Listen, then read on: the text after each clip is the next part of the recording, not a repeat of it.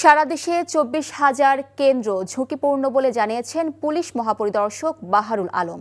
ঝুঁকিপূর্ণ ছাড়াও সব কেন্দ্রে নিরাপত্তা ব্যবস্থা জোরদার করা হয়েছে বলে জানান তিনি।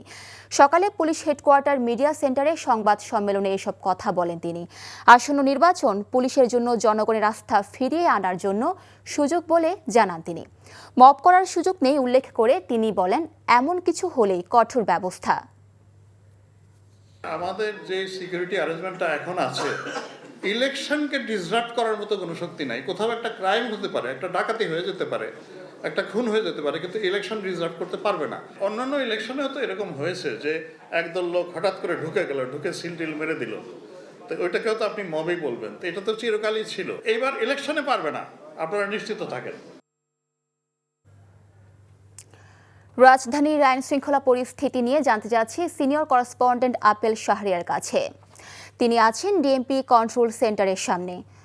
আপেল, নির্বাচনকে ঘিরে আইন শৃঙ্খলা পরিস্থিতির কি তথ্য আছে আপনার কাছে?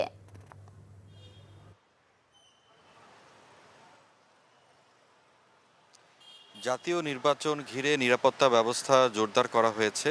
যেহেতু প্রার্থীদের প্রচারণা শেষ, এখন নির্বাচন কমিশনের নির্দেশনায় আইন শৃঙ্খলা রক্ষাকারী বাহিনীর সদস্যরা যে কেন্দ্রগুলোতে ভোট হবে সেখানে নিরাপত্তা ব্যবস্থা বাড়াচ্ছেন এবং রাজধানীতে যেসব আসনগুলোতে ভোট হচ্ছে এবং যে কেন্দ্রগুলো রয়েছে, আমি দেখেছি এরই মধ্যে যে পুলিশ বাহিনীর সদস্যরা সেই কেন্দ্রগুলো পরিদর্শন করেছেন এবং যে ঝুঁকিপূর্ণ যে তালিকা করা হয়েছে সারা দেশে, কিছুক্ষণ আগে আমরা সংবাদে যেটি বললাম যে আইজিপি বাহারুল আলম যেটি বলেছেন যে ২৪,০০০ ঝুঁকিপূর্ণ যে কেন্দ্র রয়েছে সেটি বিবেচনায় নিয়ে কিন্তু নিরাপত্তা ব্যবস্থাটা সাজানো হয়েছে।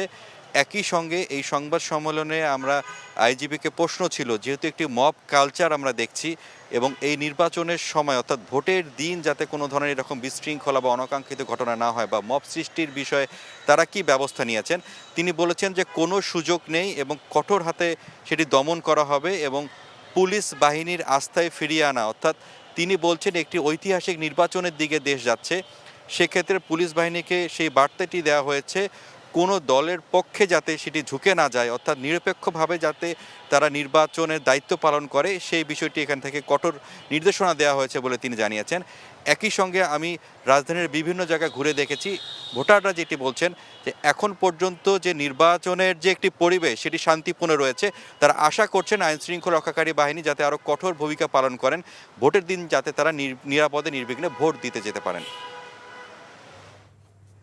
জানছিলাম আইন শৃঙ্খলার খবর।